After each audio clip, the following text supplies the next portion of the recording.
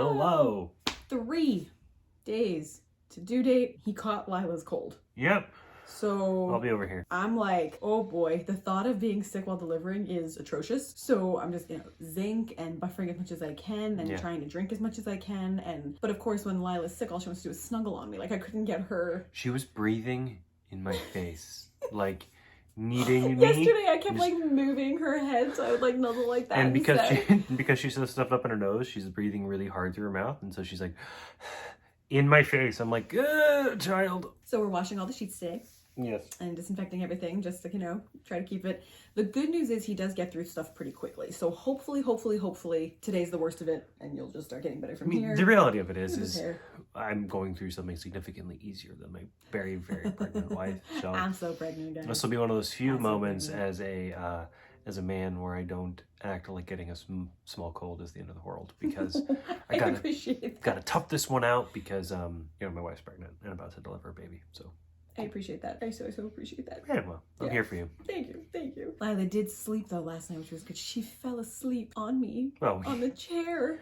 We did dose her. We gave her, so a lot of people advise us to do it, and I've been very hesitant on it, but we did it last night because she hasn't been sleeping well. We did give her a little children's melatonin on top of the children's Tylenol, which she took. I was so proud of her. She's moved up to chewables, and so she was munching on it. She was like, I feel better. My eyes are better. My nose are better. My feet are better. I was like, good. And we were rocking in the chair, and I was about to get to the books. I looked over. And she slept pretty well. She had that one wake up with you and was up for a little bit, but then she went back to sleep for a little while. And today she's much better asleep. She's doing much better today though. However, we still have to take her into the doctor, clear the COVID test, clear this, clear that because of school regulations. Understandably so. So we're just trying to figure out all that because the moment that happens and she actually goes in is when this will happen. Because that's just what's gonna go down. I think though, looking back on our childhood, I don't remember ever having to be cleared by a doctor before going back to school after an illness. I think that it's a complicating step, but a necessary step to try to help our elementary schools and our teachers and everybody else feel safe. In general. Because I can't think the number of times where the student population would get sick and then the teachers would get sick. Yeah. And that just kind of bounces back and forth until the illness is done or until everybody's been got. Yep. And this is like, COVID's a good lesson for that, to like, my mom let's and not I, do that. We were talking about that just this morning. A bizarre silver lining, if you want to call that, of COVID, is it used to be if people didn't feel well, they toughed it out. And they went to school even if they had a sniffly nose. They went to work even if they weren't well. And this is kind of forcing people to go, no, you need to be symptom free before you're around anybody. Now, in order for that to make real change, not to like get all, but in the corporate world, they're going to have to change their policies because if most people only get 10 to 14 sick days a year, that's how they go to work sick. And same thing with school is we don't want to miss this lesson before the big test. We don't want to miss this. So even when people aren't feeling well, they go. And this is forcing people to go, no. It's going to make health is your priority. Hybrid working and hybrid lesson plans. Because it's like, I feel well enough. So I'm curious to see. I feel well enough to work today. And you're working from home. I don't think I should be interacting with clients or at an office. I agree 1000%. So, there you go. I don't need to be getting anybody sick, but I can still be productive. Yeah. You can do that with middle school and high school age kids. You can do that in corporate America. Absolutely. It's harder in like retail or other sectors of the service industry, but we just got to take care of each other because nobody wants to get sick. Least of all COVID. Yeah, seriously. Enough of the soapbox. But yes, that is how we feel about that. She last night got really still. We were super still. I was like, oh, okay. So as they say, they get quiet right before it gets ready to go. And then this morning I had those really strong menstrual cramps in here. She's moving around quite a bit right now. And she really lowered again. I looked in the mirror. I'll show you a picture. Last night when I was getting in the shower, I was like, oh my gosh. And so I, we'll see. And tomorrow morning I see the doctor and we'll see how much further dilated I am. And we will most likely strip the membranes and... You're wearing your Vegas socks. I am. He just brought me cute socks from Vegas. I would show you, but I don't think I can get my feet up here with this massive tip ball. You over. I just... pick up your foot. No, I want to try. Hey, I did it. Oh, yeah. O-V-I-A.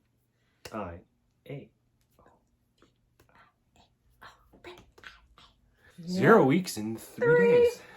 3. 3, as they do in Europe. 3. Is that how they do it in Europe? Yeah, because 1, 2, 3. All Not right, 1, go, 2, 1, 2, 3.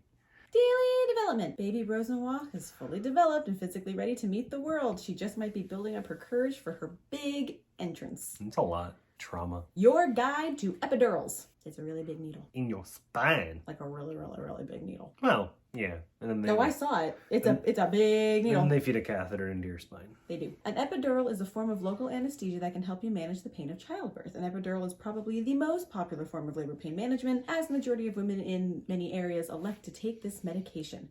How, thank you, is an epidural administered? An epidural is usually only administered once active labor has begun. Healthcare providers look to 4 to 5 centimeters dilation, and this is normally a painless procedure. Well, okay, it's not painless, but it's totally bearable. No. They mean painless, the administering the epidural. Right, and I just said it's not painless. Oh, okay. But it's bearable. It's totally bearable. I wouldn't know. Never had an epidural. I was, however, triple peaking in contractions, and trying to find a window where I was still enough was a challenge. They could puncture that was a big challenge. Your spine without puncturing your spinal cord. First, an epidural needle is used to access the epidural space, and then a catheter is threaded into the needle and into the epidural space. After this, the needle is removed and the catheter stays in place and is taped down, allowing you to move comfortably.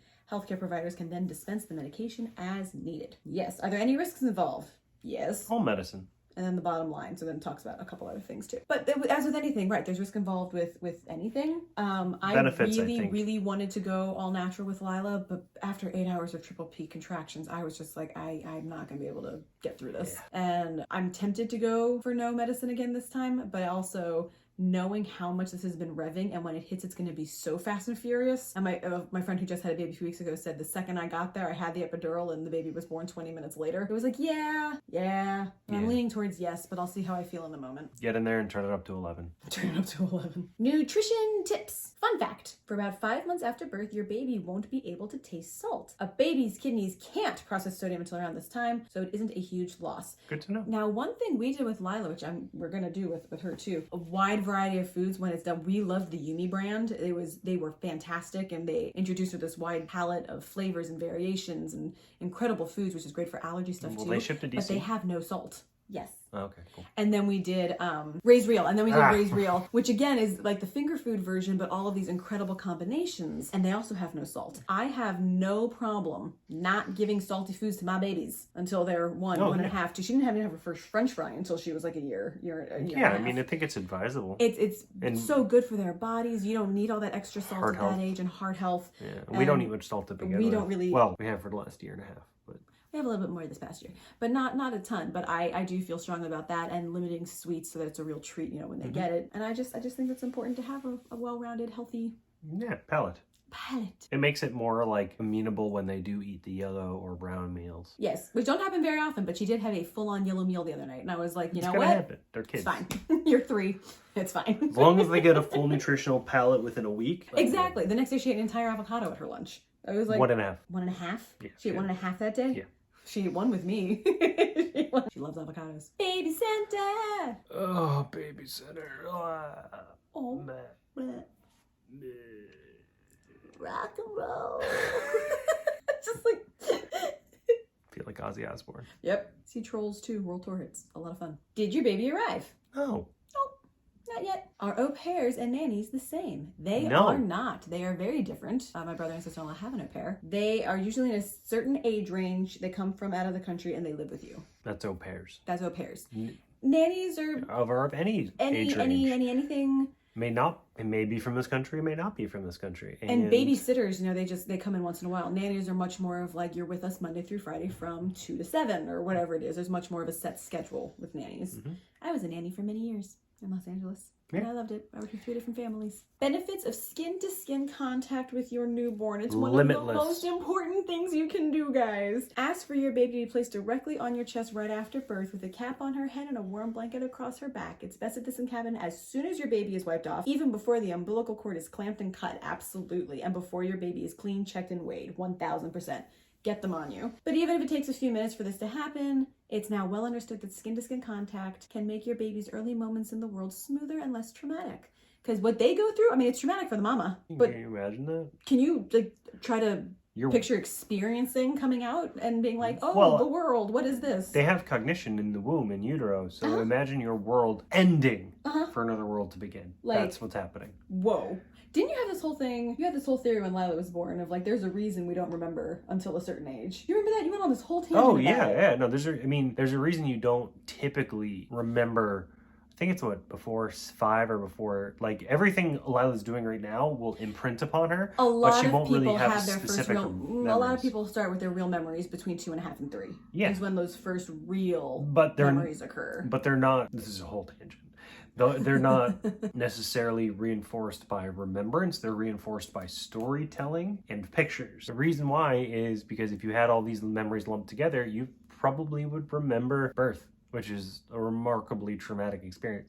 There's like a whole psychological regression therapy where they like have you in like a really tight blanket and push your way through the blanket to like, and they kind of like, it's like a hypnotic state. Wait, they do? They work you into, For real? yeah, to like work through really early traumas. Early traumas? Yeah. Whoa. Crazy. My little brother actually has a memory. We're like, no way. But he actually remembers this one. It's more of an image, but in Hawaii, he was 9 weeks old. And we don't have a photograph of it, but like we all remember it. And he remembers like a certain image. We were like, what?